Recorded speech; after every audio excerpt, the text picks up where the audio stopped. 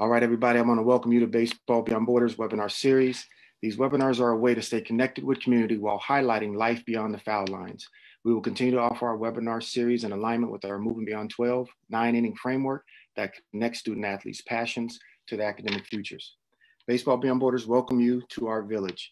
Our hearts grieve today, obviously, for the families who are experiencing and being impacted by racism, inequities, nationally and locally. We also recognize that sports is a vehicle that can bring unity. It can also bring a sense of pride and a sense of hope. But we also recognize, too, sports can also perpetuate many of the racisms and injustices that exist. But at this point, we're hopeful that we will continue to move forward. We will find reconciliation within race, but also within just the systems to be.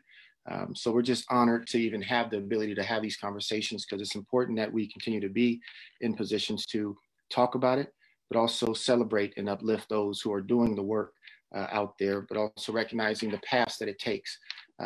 So today we are joined by 4 former Division I student athletes from 4 different sports. We have baseball, volleyball, softball, and track and field represented to talk about their pre and post transition to college. I want you all to welcome Ryan Brown, Liz Carter, Kimmy Gardner, and Duncan Hendrickson. All welcome to the webinar.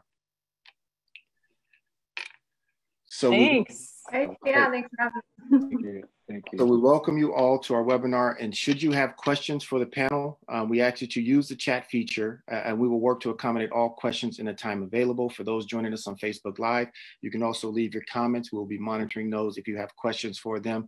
But with that said, let's go right into this conversation. So I have some quick questions, brief questions for each one of you. And I want to start just by you allowing yourself to introduce yourselves to the teams, to whoever's watching. Where did you grow up? What sport you played? College you attended? And what are you currently doing now? So let's start off with Kimmy. All right. Well, hi, everyone. My name's Kimmy Gardner. I grew up in the Dallas-Fort Worth area in Texas.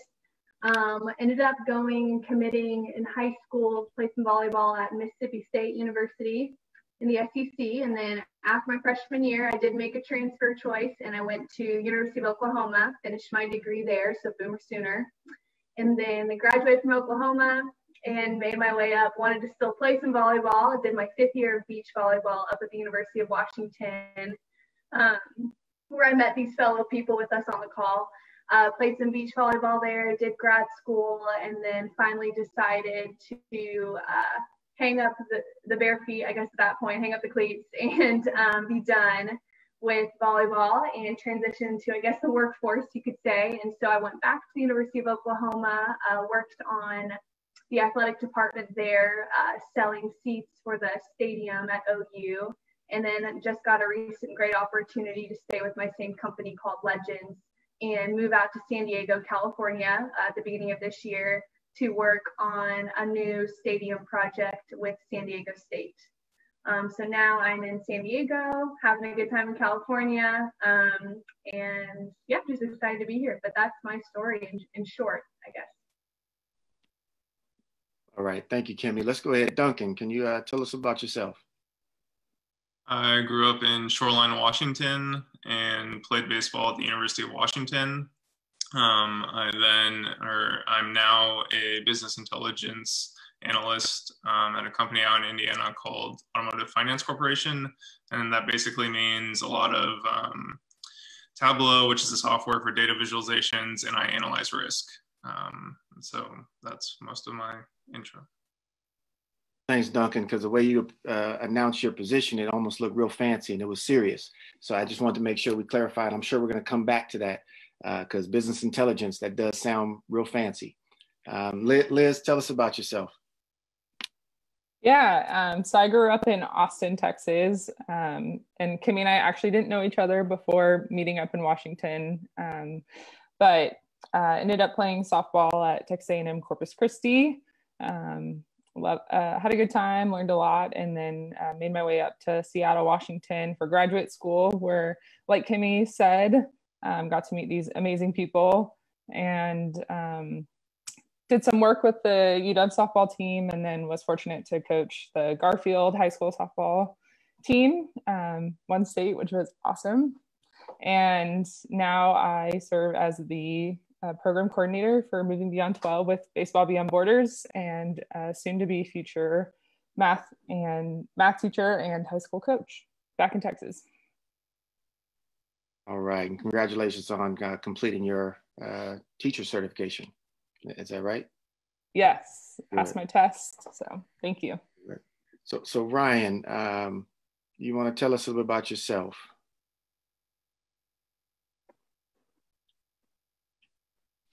We didn't lose Ryan, did we? Might have lost him. Let's see, he just texted me. Oh, he got kicked off. Okay, well, he'll be joining us again. So let's keep going. So Kimmy, Duncan, Liz, let's talk a little bit about what were some of the important factors you assessed when selecting the right college for you? Obviously, there's a recruitment process, but what else besides an individual excited to have you come join their campus because of your athletic ability that you looked at when selecting the right choice for yourself? I mean, I can start. I guess when I was looking at it, after volleyball side, like you said, I almost had to, in a way, separate church and state with thinking, okay, could I go to this university if volleyball weren't in the picture? So I think that was super important for me. And during my recruiting process, it was unique. It's not like I got recruited highly in high school or anything. I was a little bit of a late bloomer. And so I had to keep that into account, that I was going to have to prove myself, but I wanted to be in a spot where I thought I was going to really build the program and be a part of that building. And I was okay with that, and maybe the hardships that went with it. But then most importantly, I wanted to love the school I was at. I wanted a big school, which is why I ended up at a lot of different big schools and different big conferences. And I wanted to, it is funny, it is really just a feeling sometimes you get, it just makes sense at that point in time. I had a really strong relationship with my head coaches. I think that's super important, but like that, anything else, coaches are fleeting. And so you have to know that you're going to enjoy the place you're going to be at on top of everything. And so I thankfully had great relationships with them, but that wasn't the end all be all, because you just never know what's going to happen in the sports world. But that's probably where my focus was when I really think about it, aside from the athletic importance aspects. Duncan, Liz, what were important factors for you in selecting the right college choice? I can go next. There was kind of a couple main things for why I wound up at the University of Washington. The first was growing up in basically the Seattle area and going to UW football games and things like that. If I wasn't going to play baseball, I was probably going to wind up at UW as a student. And that's how I approached kind of my high school studies, was to get to what I needed to get into the University of Washington if I wasn't playing baseball. Another major factor was the fact that I had some pretty talented people one grade ahead of me that were getting recruited heavily. And so that definitely one of those, Trevor Mitsui, went to the University of Washington. And so that kind of opened the door for me to get noticed by that coaching staff, and for them to realize while they were watching those other guys, hey, you know, this is somebody that we'd be interested in. And then honestly, I wasn't highly recruited either. And so it was my only opportunity to play baseball in college. I had interest in going to Gonzaga as well, but they, you know, part of the recruiting process is not getting talked to by people when you reach out. And for most of us, that's how that goes, right? So it was my only option to play baseball in college, and I'm glad that I went there.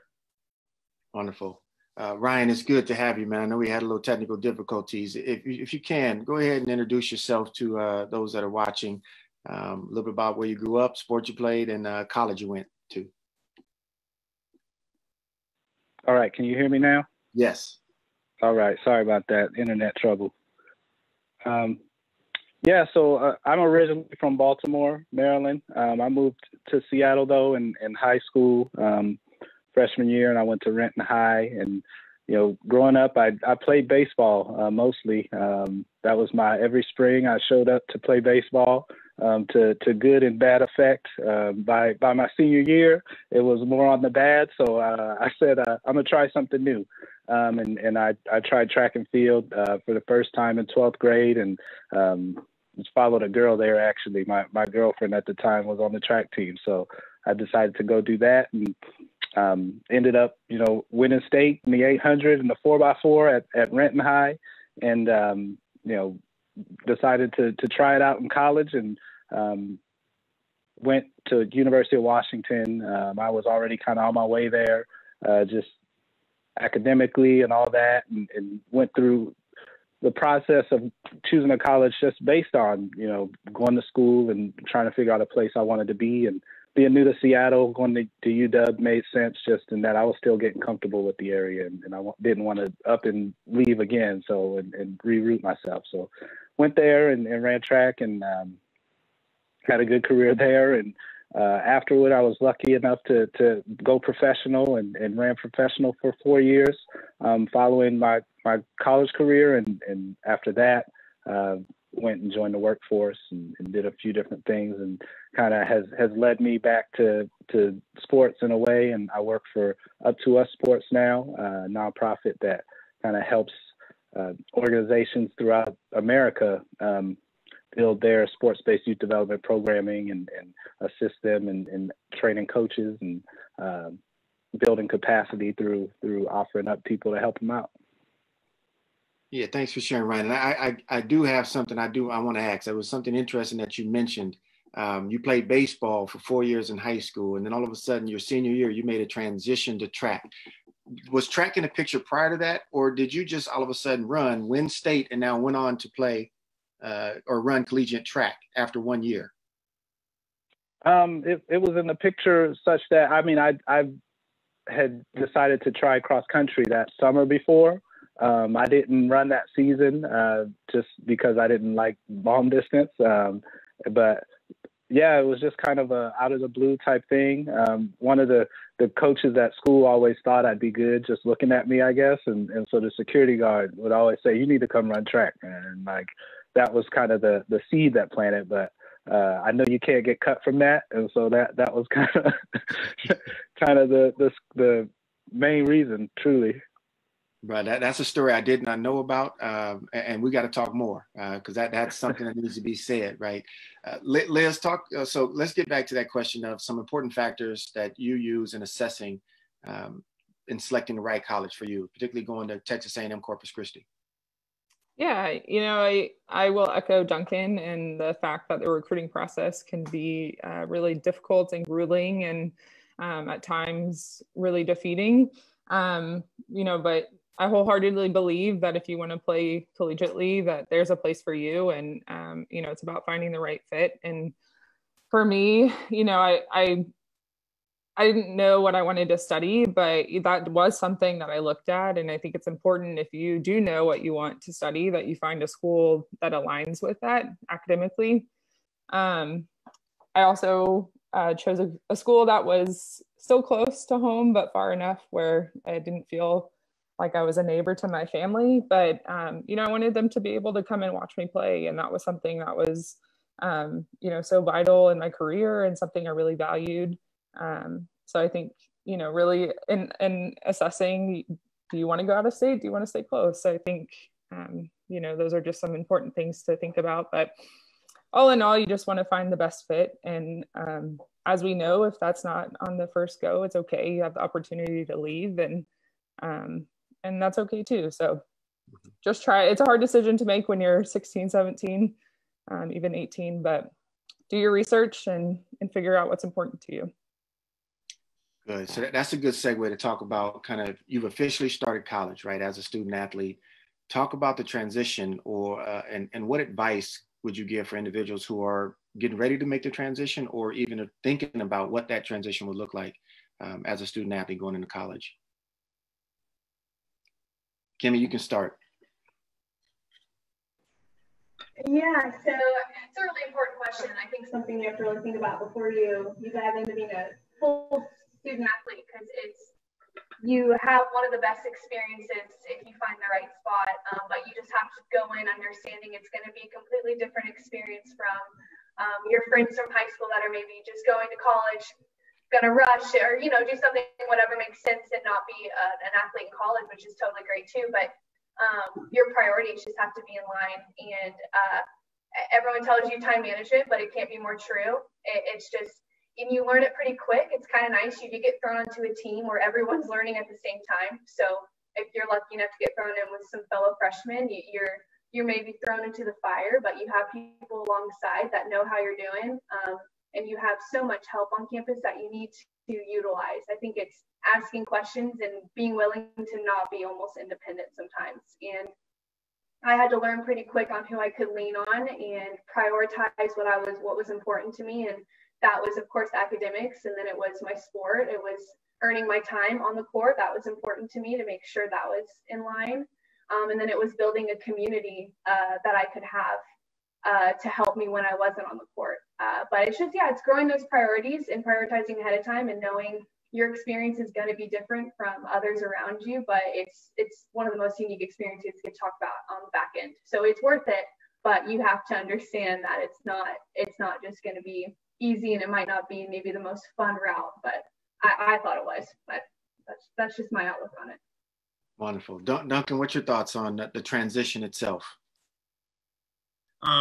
Definitely, as I think we're all going to talk about, the time management and how you navigate going from how you think you're really busy in high school to kind of that next step of that, which is, professors that you need to coordinate because of your sports time requirements, right? You might be traveling, you might be some of those other things that really weren't an issue before, and learning how to handle that as for lack of a better term, a professional, right? Being proactive with those things, taking accountability for those things that you can see coming down the road that, maybe not this quarter, but the next quarter, I'm going to be gone the last 4 weeks of the quarter, and how you approach that. And then truly trying to figure out what's important to you. If you finish practice and, do you go sit in the cages for another hour? Do you go get dinner and study? Like, what is those small daily decisions you make in terms of how you think you should spend your time, and then reacting to, oh, I've been doing this and it hasn't been working out, right? You're not getting the results you want on the field or in the classroom. And that learning process, you kind of start over again because you're, around a larger group of talented people. And it's just different than it was in high school. Got it. Ryan, let's go to you before we go to Liz. What was your transition like, and what advice would you give for student athletes making that same transition? Mine, just in thinking about the question, it took a long time to really grasp and get comfortable with.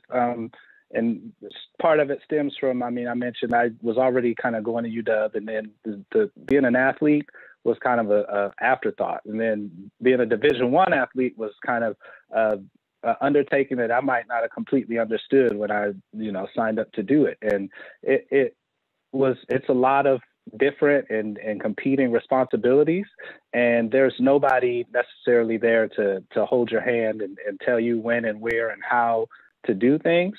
And so that was a big part for me is really understanding, how to prioritize time and what was important, because your coaches will tell you that the sport that you're doing is A1, should be, the most important thing, and not necessarily forget school, but you should structure school around being optimal at that. But, society and everything else tells you you're at school to learn and look towards the future, and figuring out how to balance that. It took me a long time. Honestly, I went through my freshman year and it was a struggle, catching the bus from Renton to school and taking 8 o'clock class and then practice till 6 and then going home. That just in that, logistically, things like that, to figure out are hard. And then, I quit after my first year of college at track. I said, I can't do it. I showed up for the first week and I said, I can't do it. And it took me, a quarter of being just a student alone to be able to compartmentalize that and understand what that's all about, to be able to do it all at once. And so in short, just saying, it's about figuring out what works for you, like Duncan said, and figuring out how to manage that and adjust it to be the best combination of studying and practicing and things that, prioritizing how you want to approach it and what you want to get out of it, because they're both great opportunities, but you can't do them all to 100% all the time, because you'll burn out. Yeah, that's good. Liz, your thoughts on the transition? Yeah, all I echo all that my friends and former athletes have talked about, but I think definitely not being afraid to ask for help, and whether that's asking a random student, how do you get to this class, asking, what does this mean, where is this, like, you have to be able to ask those questions and not be afraid to do so. With that too, I think, as whether you're an athlete or not, colleges have so many resources available to you. And I think it's so important to take advantage. And sometimes as an athlete, you don't really have an option. You have to take advantage, which is good. But I just think, you really have to utilize what's available to you. And then the last thing I would say is, when you get to college, there's a lot of different people there, and a lot of new pressures, and you learn a lot about yourself, and I think there's a lot of good in that. But as we know, sometimes you can get caught up in some bad situations also. So I would just suggest being true to yourself, and continuing to grow, but also don't lose sight of who you are. And that transition can be tough, and at times, like Ryan said, really overwhelming. And you're not alone. You have freshmen with you, you have older teammates, you have friends back home, you have family. So just utilize your support system and all that's available. Yeah, that's good. I think we just heard you speak to the panelists. We talked about pre-transition. Now let's get into a difficult conversation, right? One that's a little more challenging for those whose lives or identities have been wrapped up in sport, right? And for so many, our identities are wrapped up because we've been doing it for so long, right? It becomes this culture, a way of life. It's a rites of passage for many. And even the competition of sport also, it gives us this zeal and this desire to want to continue to go out there and play and compete. But we all know and experience that day will come when our athletic careers will end, and we have to move on in life. Let's talk about that, your transition post-college, and what that really meant and how you found your identity outside of sport. So I'm just going to open it up to the panel. I know it's a lot to process, but what was that transition like post-college or after the end of the career? And how did you navigate and find the identity outside of the sport in which you played?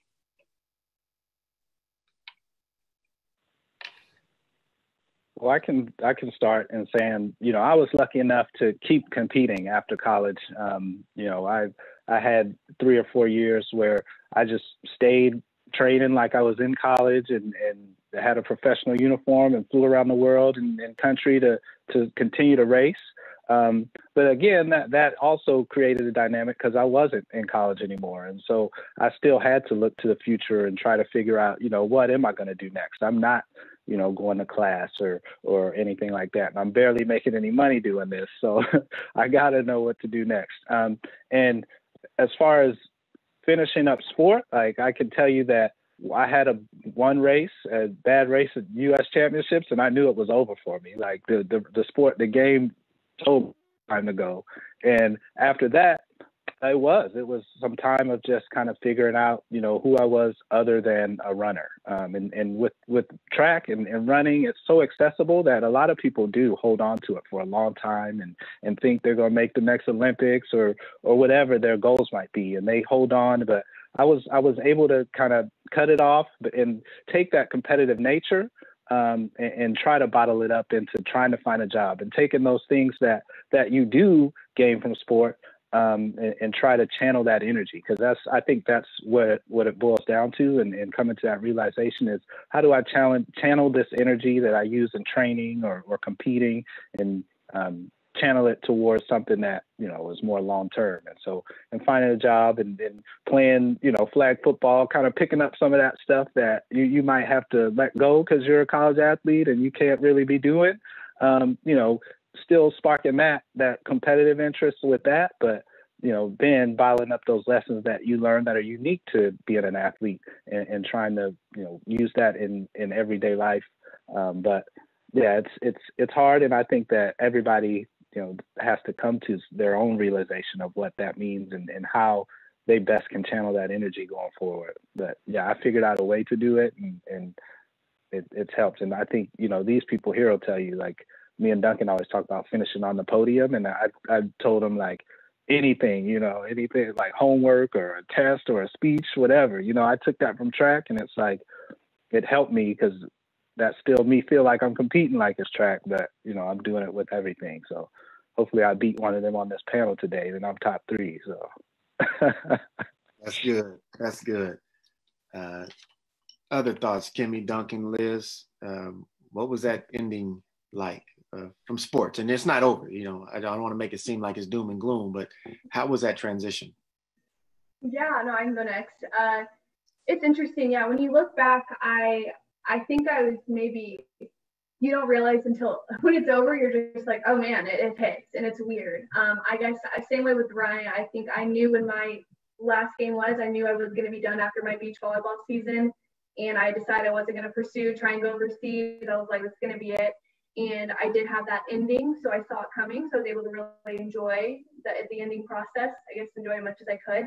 I think what was super important to me though was the ability while you're still in it to make sure, which is so much easier said than done, and I didn't do it perfectly, make sure your identity is not in your sport. And that was something that for me was so important. I'm strong in my faith, and so that was something I leaned on personally, and knew that my identity couldn't be in my sport, because then I would likely go through it after, and I would be confused, disoriented. And I saw teammates go through that a little bit more than I did. It doesn't mean anything I did anything differently. That was just the mindset. I built a community during my time in sport that was with people outside of sport. So I understood that there was more out there than just my teammates and just my coaches and people that, which, I mean, they're still my near dear friends. That my best friends are my teammates, but it's something, getting yourself out there and spreading yourself out away from that community, that's going to help you get into the real world. Because then I was thrown into the work world where majority of my coworkers are not former athletes, and now you work in sports and it's not even like that.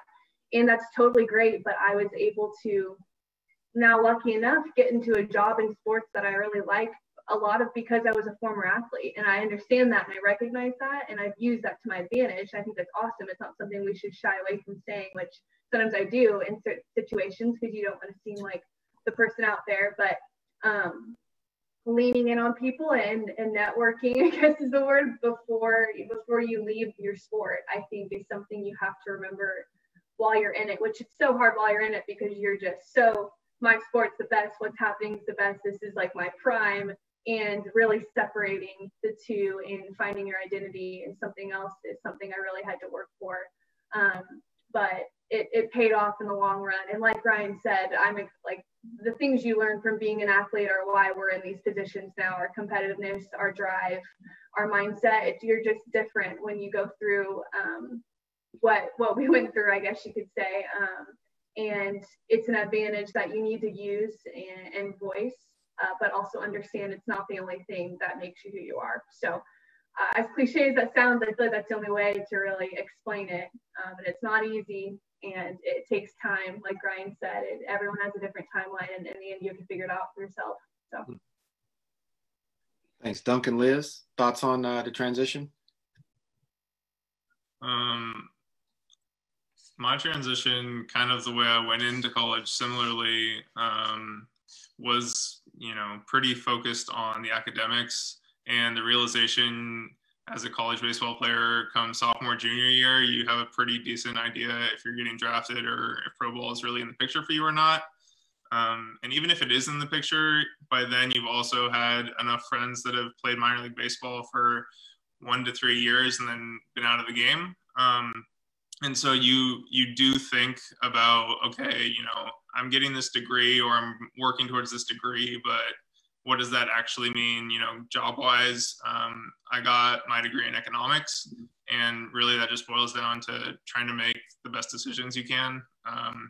And then building off of the competitiveness, and, as D1 athletes, you're there probably because you love to compete, and trying to work in, my interest in economics and sports, and trying to go down the immediate steps afterwards of sports analytics, and realizing pretty quickly that if you can't prove your value up front, you're not going to make much money.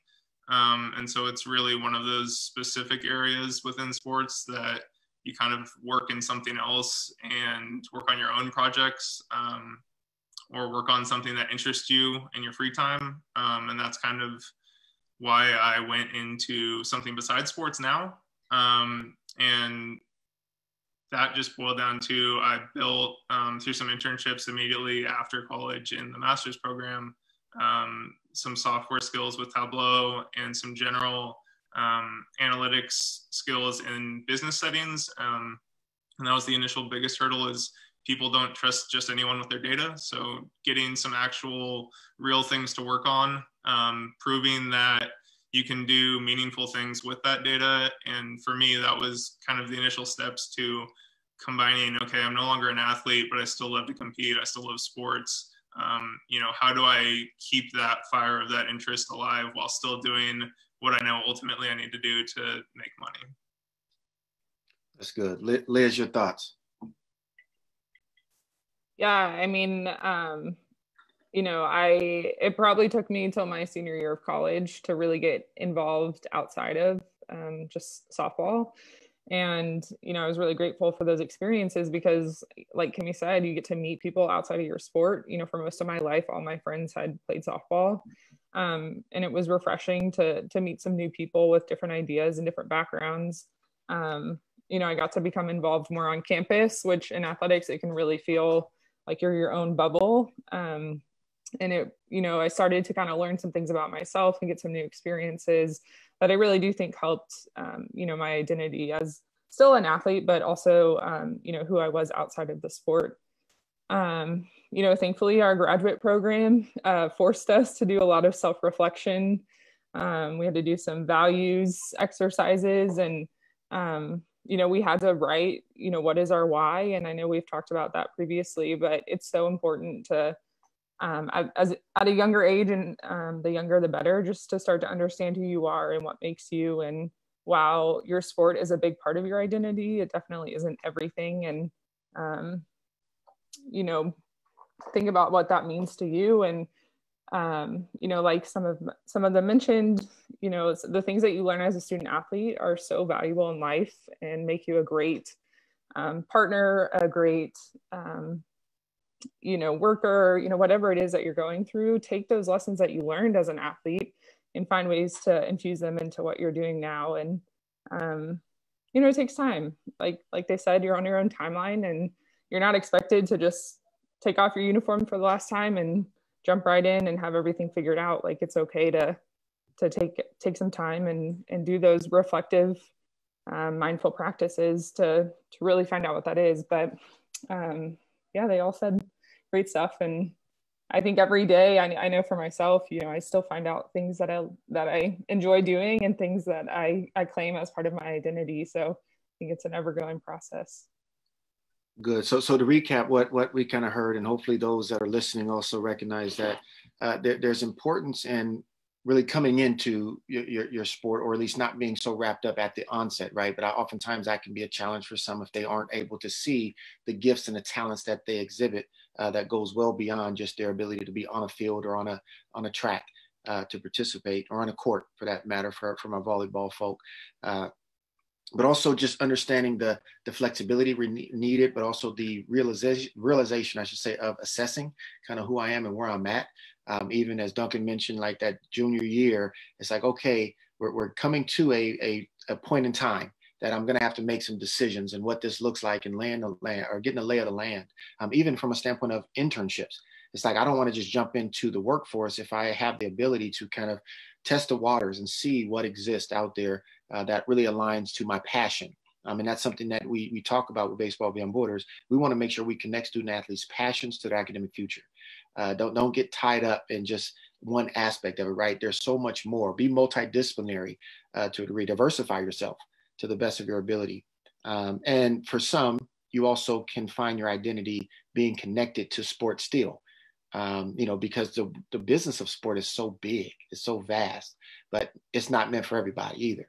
And there's still a way to stay connected without being connected or playing on the field. That's good. There's a question that did come from Facebook Live, so I want to make sure that we like to interact with some of our folks that are watching and listening. It somewhat ties into the question that we were going to ask, which was, what was a typical day like for you, and what skills or attributes helped make you successful? Well, this question speaks to, can you say one thing you do to prepare your mental game? And I want you to think about it, not only what I did, but what I do now to prepare my mental game, as I go into the competitive nature of the workforce.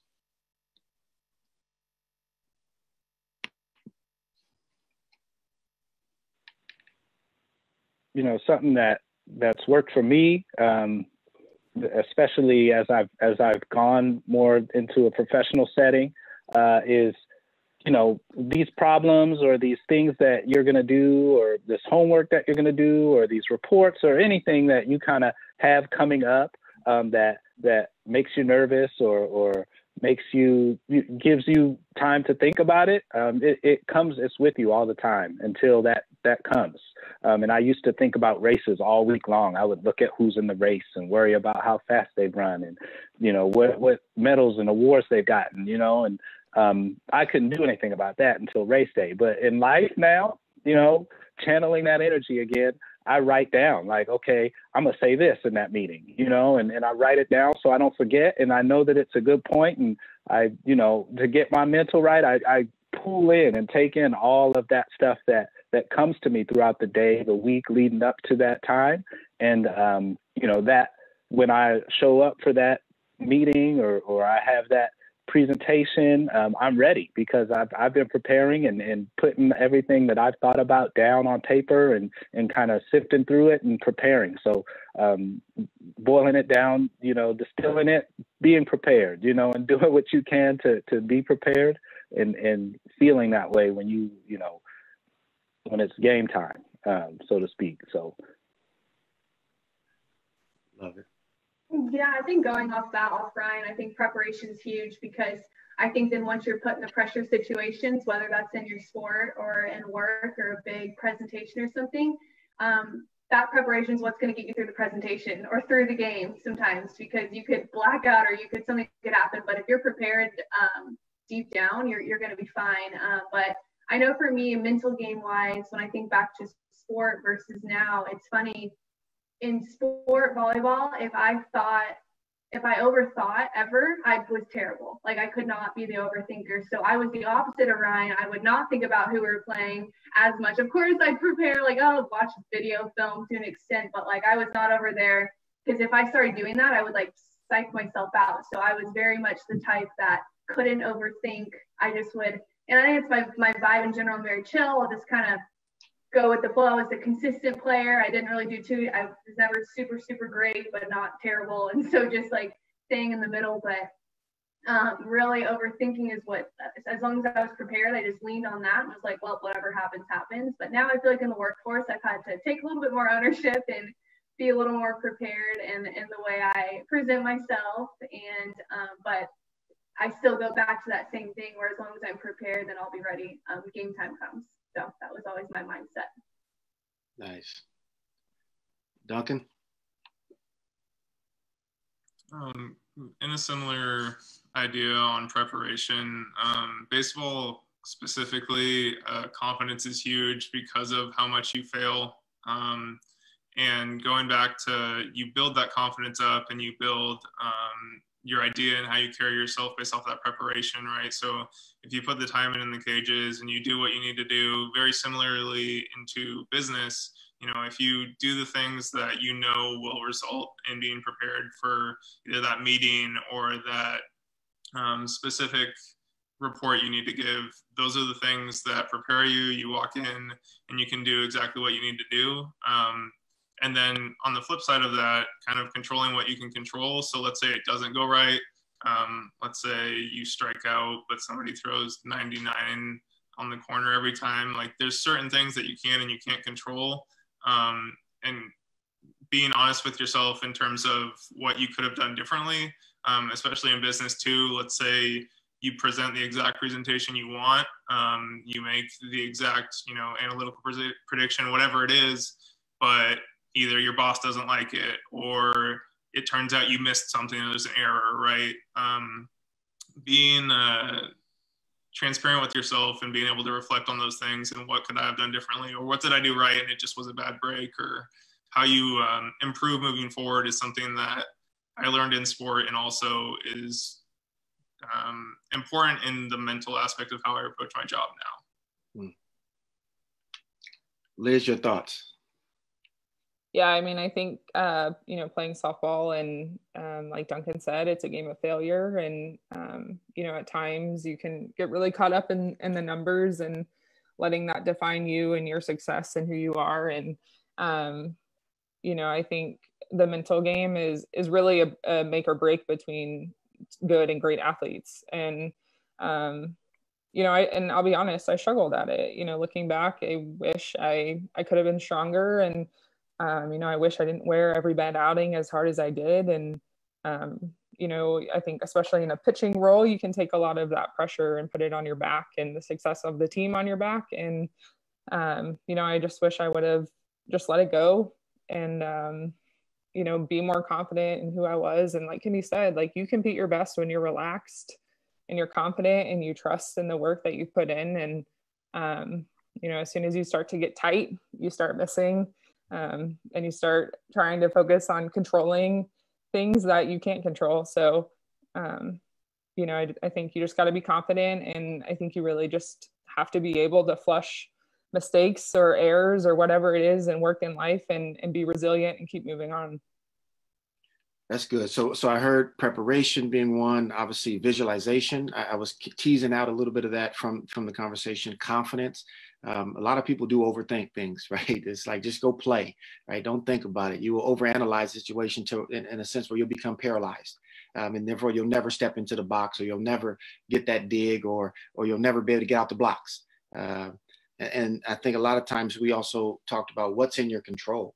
I think we often try to control things that are uncontrollable, and therefore we continue to see the failure because we repeat the cycle when we just have to let things go.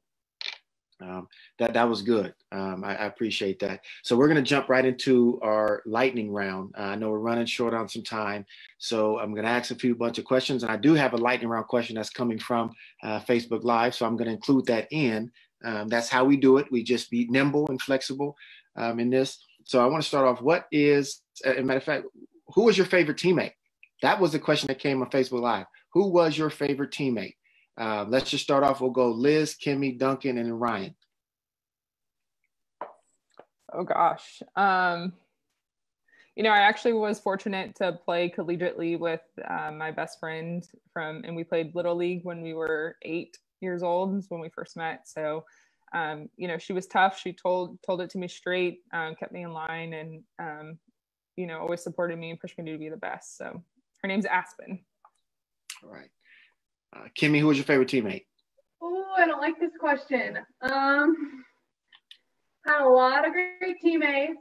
I'll go with, just because they know her, I'll go with my girl Marion. I played with her at Oklahoma. She actually came in, graduated early from high school when I was transferring into Oklahoma from Mississippi State. So we started Oklahoma at the same time. We're like the two new girls that came at the weird time, and then we became best friends. She's a great player, such a fun spirit. And then I like to say it, she followed me up to University of Washington to finish out her indoor career, where I was playing beach, and we were in the same grad program together. So then we got to experience Seattle together. And so I'll go with Marion, but yeah, we'll go with that. Duncan, favorite teammate? I'll name Will Sparks. He was a little bit older, but the thing that I think would make him a lot of people on my team's favorite teammate is he had no problem holding people accountable, but he was also the person that if you wanted to go get extra work in the cages, or you needed somebody, he was there for you. And I think that's, you know, outside of athletics, that's what you want in a friend. That's what you want in a coworker. That's what you want in a teammate in college. A lot of those things, you know, translate immediately to anything else you do in life. And so I think that's my answer. And I think that would be a lot of my other teammates' answers too. Ryan, favorite teammate? His name's Shane Charles. He was a hurdler from Grenada, of all places. But he was just the type of guy that I credit with helping me raise my game. You know, we traded back and forth the school record a couple of times, and we were on the relay together, and just I always could rely on him, you know, and to give his all, and like it made me give my all, and you know, I held a certain amount of admiration for his work ethic and ability to compete, and that, you know, that really helped me a lot. So Shane. Right on. So now I am going to ask you 3 questions that I want you to just rapid fire off. We'll start with Liz, work our way to Kimmy, Duncan, and then Ryan. So you're going to tell us your favorite food, greatest baseball player of all time, and your 2020 walk-up song. All right. Thai food in Seattle only, nowhere else. You know, I need to do my research, so I'm ashamed to say that. But I will say my current favorite player is Jose Altuve, reps number 27, and is amazing. And walk-up song, Bust a Move. Young MC. Okay. Kimmy. All right. Favorite food, Chick-fil-A, through and through. And then baseball player, wouldn't say it's a sport I follow the most, but I did grow up going to Texas Rangers games, and I love Michael Young, so I'll go with that. So it's just a personal preference. I don't know. Then walk-up song, they know Taylor Swift's my girl, so it's got to be Ready for It by Taylor Swift. That beat, that first beat, it's just I can just see myself walking up to the plate. I just see it. So. Duncan, what's your lightning round? I'm partial to flank steak. It's the best meat in my opinion. I loved Ken Griffey Jr. growing up in Seattle. I think it's tough to go wrong there, even if, you know, you were from anywhere else than the country at that time. I think he resonated with a lot of people with just, he was cool in everything he did. And in terms of walk-up song, I'll go Jump Around for, you know, 7 seconds walking up to the plate. Okay. Ryan? Yeah, and I'll say beef chicken teriyaki combo. That's one of my, I could eat that every day. Favorite, what was the other 2?